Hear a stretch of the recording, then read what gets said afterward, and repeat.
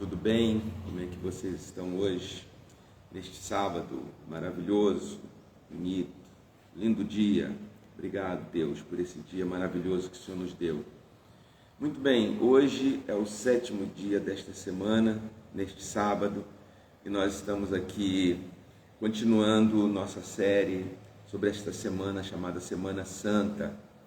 Ontem, sexta-feira, nós vimos sobre o sacrifício de Jesus Cristo, o seu sacrifício na cruz, o seu sacrifício de cruz, a sua redenção causada por essa entrega, por esta morte, pela sua crucificação.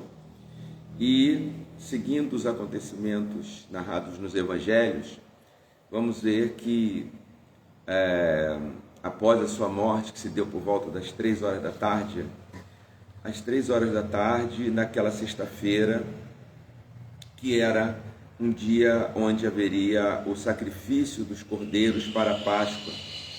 Então Jesus vem à sua morte às 3 horas da tarde.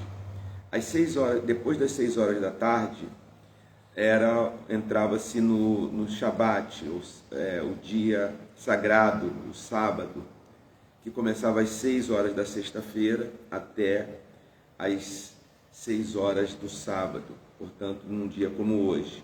Neste período, não se podia fazer nenhuma atividade, nenhum laboral, nenhum trabalho, enfim. E então tudo era feito às pressas antes dessas horas, para que quando chegasse a partir das 6, não se fizesse mais nenhuma atividade. Então isso também entrou na situação da morte de Jesus. Os textos dizem, todos os evangelistas, os 4 evangelistas, que o corpo de Jesus foi retirado às pressas, correram. Nós vamos conhecer através do Evangelho de João, 2 discípulos de Jesus, ali até então desconhecidos, embora o próprio João citasse no capítulo 2, no capítulo 3, melhor dizendo, o Nicodemos, que era membro do Sinédrio, era uma pessoa religiosamente, politicamente importante, e o outro também chamado José de Arimateia. Esse é a primeira vez que foi citado.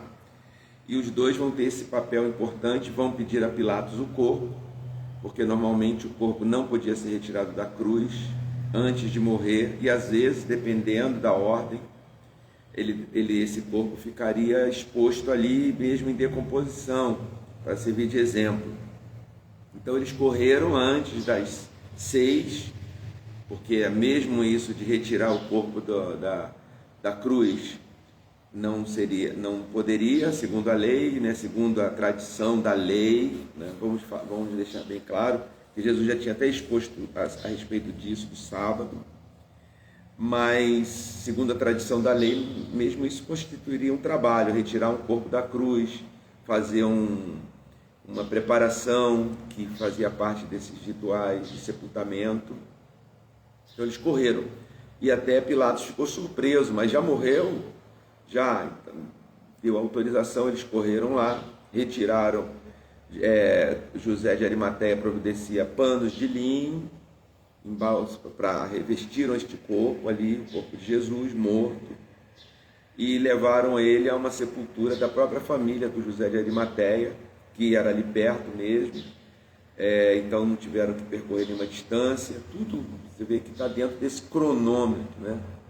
Esse tempo ali humano, desse contexto cultural, religioso, e está ali. Então eles tomam este corpo, as mulheres seguem. Eu preciso dizer que nesse momento os discípulos de Jesus tinham corrido, se dissiparam. Uns foram para tão longe que voltaram até para Galiléia, outros permaneceram em Jerusalém escondidos, mas as mulheres ficaram vendo toda essa cena, acompanhando, viram onde colocaram o corpo, marcaram. E também diz que José de Arimateia comprou nardo precioso, porque era costume, né? Um tipo de embalsamamento, um nardo precioso, um perfume muito precioso depois. Mas haviam certas coisas que não deu tempo de fazer, que precisava se cumprir nesse ritual de funeral. Então eles só tiveram esse tempo de retirar o corpo, enrolar nos lençóis de linho, colocar o nardo e fecharem. E nós sabemos também pela narrativa dos evangelhos que os principais líderes que tinham tramado toda essa morte de Jesus, ainda preocupados com a sua fama, com o que podia vir depois disso, foram também a Pilatos. Então, para prevenir qualquer coisa, depois de roubarem o corpo dele, dizerem que ele ressuscitou, está por aí, vivo de novo, que não adiantou nada. Então, o Herodes também deu essa autoridade, colocou o guarda lá, então tornou aquele sepulcro ali debaixo dessa ordem. Mas o fato é que chegamos ao sábado, então, nessa passagem. O que acontece nesse momento? Para quem não tem o privilégio que nós temos de sabermos a história, a continuação dessa história, vamos supor que estamos também ali neste sábado. Como os seguidores de Jesus estariam se sentindo? Primeiro, já falamos, fugiram, ou seja, há um sentimento de dor, mas aliado com muito medo, porque poderia vir uma perseguição, se mataram o nosso mestre, nosso líder. Os próximos seremos nós para eliminar qualquer possibilidade de continuar seus ensinos. Então essa era uma lógica real na vida deles e eles estavam com medo, estavam em fuga, estavam escondidos em algum lugar, na casa de algum amigo, algum conhecido. E outra coisa, o próprio sentimento de luto, um sentimento profundo pela perda de Jesus, pela morte, a maior dor humana,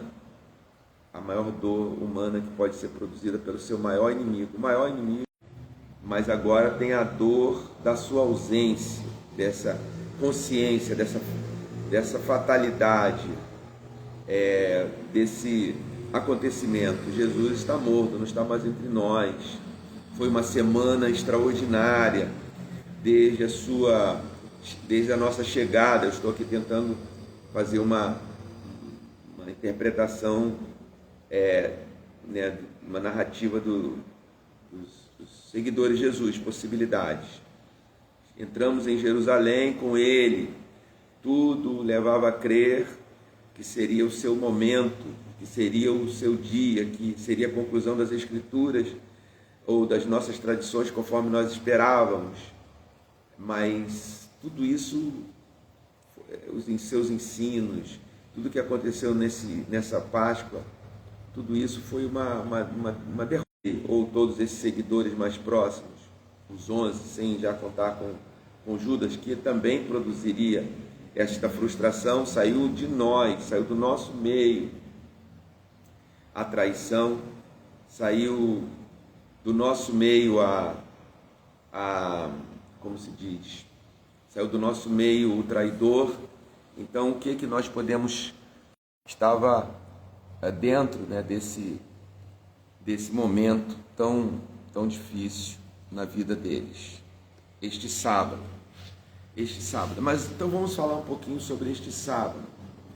O sábado, segundo a lei, dizia que era para se descansar ao sétimo dia. Ao sétimo dia descansarás, estava na lei. De todo o trabalho dos 6 dias, no sétimo se descansaria, assim como Deus fez na criação. Ao sétimo dia, vendo Deus que tudo era bom, descansou.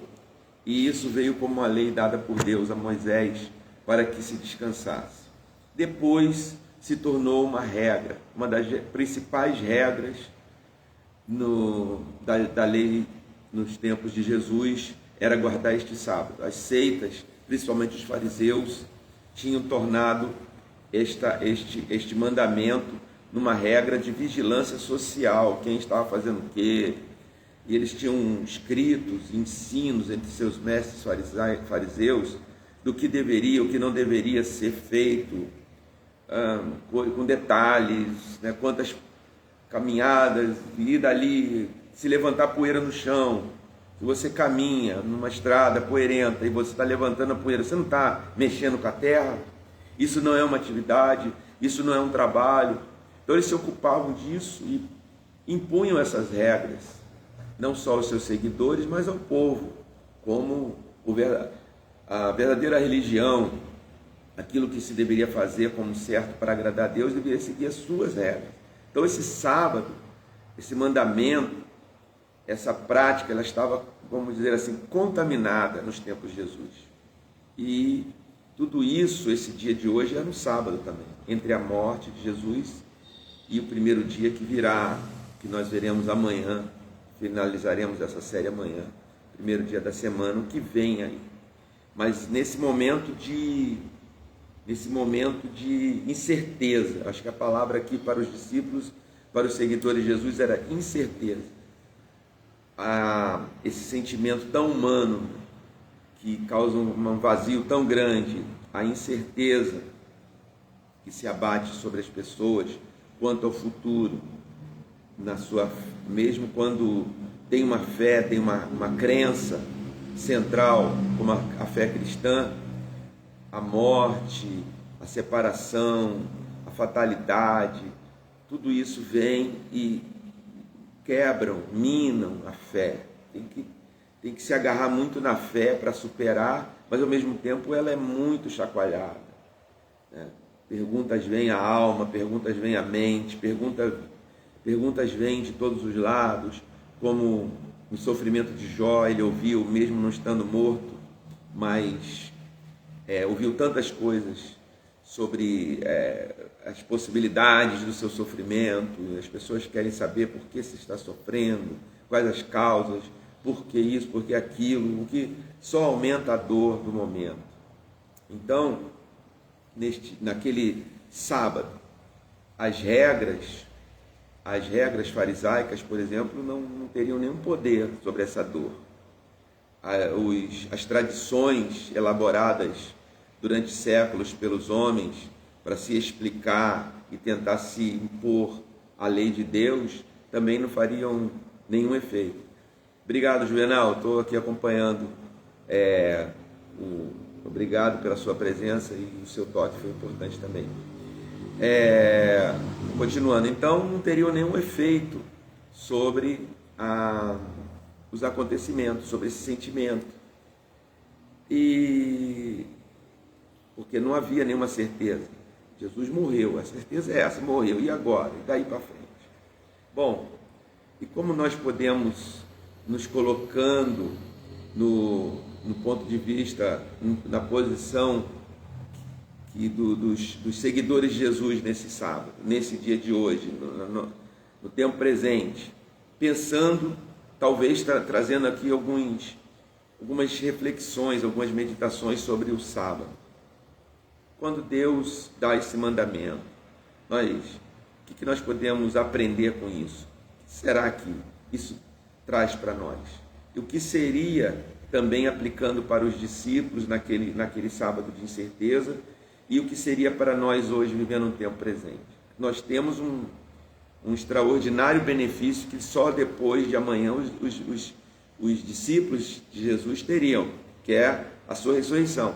Nós temos esse benefício que já sabemos, já tem o spoiler, Jesus vai ressuscitar, mas neste sábado não se sabia disso. Esse sábado só imperava a dor do luto, da incerteza e tal, já citadas aqui. Enfim, então o sábado, Deus projetou e deu pela lei este benefício. Descansem de toda a obra, tenham um dia de descanso, que não é só no tempo do relógio, sabe? Para nós de meia-noite a meia-noite, né? 24 horas, um dia de 24 horas, para eles de 6 às 6, mas é esse descanso total de se entregar, de saber que tudo que foi feito, graças a Deus por isso, falando figuradamente, as obras dos 6 últimos dias que nós trabalhamos, o que nós fizemos, o que nós realizamos, e agora eu tenho um tempo de reflexão, os cansaços das atividades, os enfados, os embates, a luta que se tem no dia a dia para se conquistar o pão, etc. vou descansar, está na mão de Deus. Está na mão de Deus. O descanso produz um benefício de saúde física, mental, espiritual.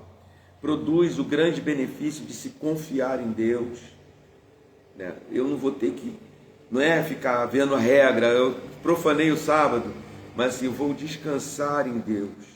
Virão os próximos dias, vai começar tudo de novo, domingo, segunda, terça, mais um dia, 6 próximos dias, mas eu vou descansar em Deus, eu vou descansar na vida, mesmo que não seja no sábado, ou no domingo, ou na segunda, mas eu vou descansar em Deus nesse momento, da obra, da atividade, porque descansar o sábado também significa essa entrega a Deus, do que se foi feito, e viu Deus que tudo era bom, então vou entregar a Deus.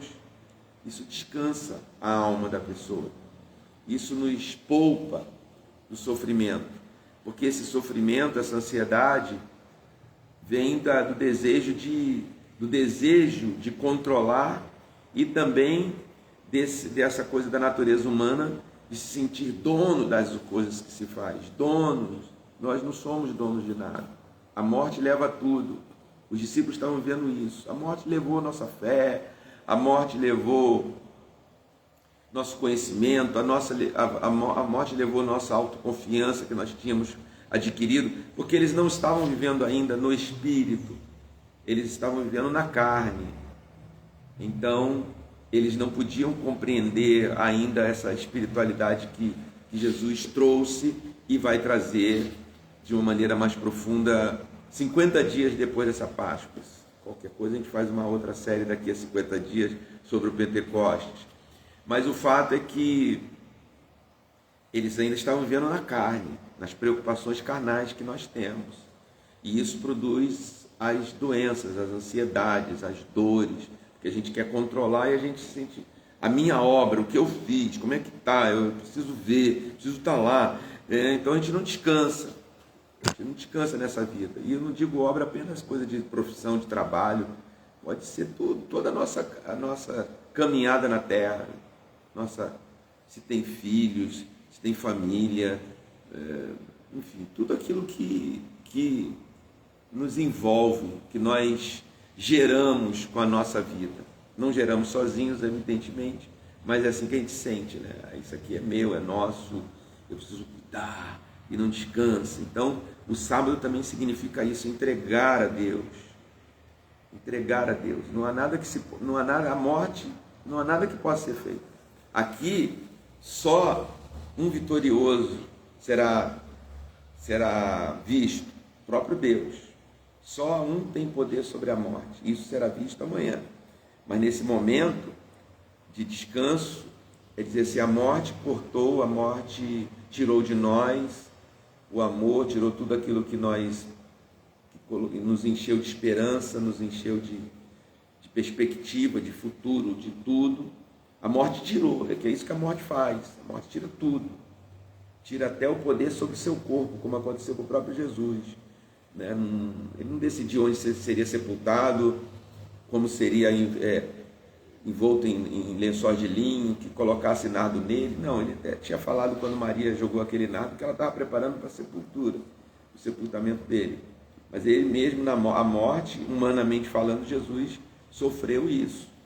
Decidiram por ele, onde vai ficar, pedir licença para pegar no corpo dele, porque colocaram ele debaixo do cronômetro das 6 horas do dia sagrado, da Páscoa, aí, do dia sagrado da sexta-feira para o sábado, tudo isso. Mas, então o sábado, que é esse dia, que se nós estamos aqui, estou colocando assim, se eu estivesse nessa perspectiva dos discípulos, pudesse aprender com a mensagem que Deus já tinha deixado. Descansem, descansem. Nós não sabemos como não sabemos invisivelmente o que está acontecendo agora, no mundo invisível. Vai saber depois, quando Jesus regressar da morte, algumas coisas serão reveladas. Mas agora nós não sabemos, só sabemos o que está sentindo, a dor que está passando. mas vamos descansar. Vamos descansar em Deus nesse sentido de entregar a Deus. É assim que nossa fé, quando é abalada, a nossa fé, quando é chacoalhada, nós devemos usar esse benefício recebido de Deus para a humanidade. Descansem, descansem, que o grande trabalho está sendo feito por Deus. Algo extraordinário está acontecendo neste sábado. Ano Domini, ano do Senhor, primeiro ano do Senhor na história, 2000 anos atrás. Algo extraordinário está acontecendo aqui. Está invisível, mas está acontecendo.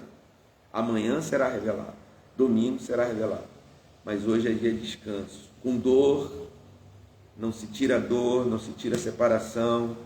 É um dia terrível de separação, do ponto de vista dos seguidores de Jesus, dos que amavam Jesus, dos que amaram Jesus durante esse período que estiveram com ele, por causa da morte, mas é um dia de descanso. E é nesse descanso que a gente busca as forças para superar. Talvez essa seja uma reflexão, encerrando esses 7 dias, desde a chegada de Jesus e seus seguidores em Jerusalém, até a sua crucificação, e esse dia humano, esse dia de que só se vê a humanidade, só se fala de coisas humanas, fala-se em voz baixa, nos esconderijos de Jerusalém, nos esconderijos da Galileia, nas estradas da Galileia. Depois vamos ver até os discípulos a caminho de Emaús. Os dois estavam ali e Jesus ressuscitado coloca-se no meio deles e começa a conversar com eles. O que vocês estavam falando? Vocês não estão sabendo o que está acontecendo? Jesus, varão, profeta, cheio de poder de Deus, que fizeram com eles e tal. Fizeram com Jesus. Então era isso que estava se sussurrando, né, neste sábado, nesse momento de dor, mas um momento que nós precisamos buscar na nossa vida, no nosso momento, o descanso de Deus, porque o descanso de Deus não foi cancelado, foi ampliado e foi conquistado por Jesus. Quando Jesus ressuscitar, então agora realmente tudo vai fazer sentido. Não é que eu descanso não é um descanso apenas pelos meus 6 dias de trabalho, minhas atividades, pelas minhas realizações no mundo, mas será um descanso realmente para a eternidade, para o futuro, para a confiança, para a autoconfiança permanente. Será um sábado permanente na alma, na vida, pela obra de Jesus perfeita. Então é isso, que Deus possa abençoar esse seu dia.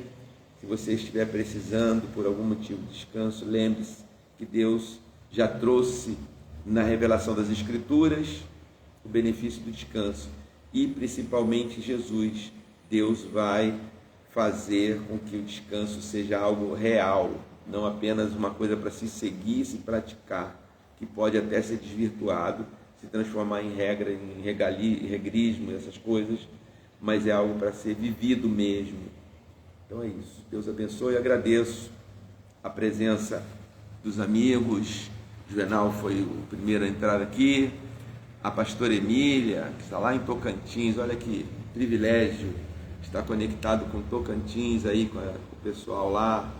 A irmã, Deus abençoe você e sua casa. Deixa eu ver aqui. O pastor Cal, meu amigo, tudo bem? Que bom que você também está aqui presente. Um abraço. Saudade, pastor Cal. Faz muito tempo que nós não nos vemos, né? Então é isso. Um grande abraço a todos. Fiquem na paz do Senhor, que excede a todo entendimento. Tchau.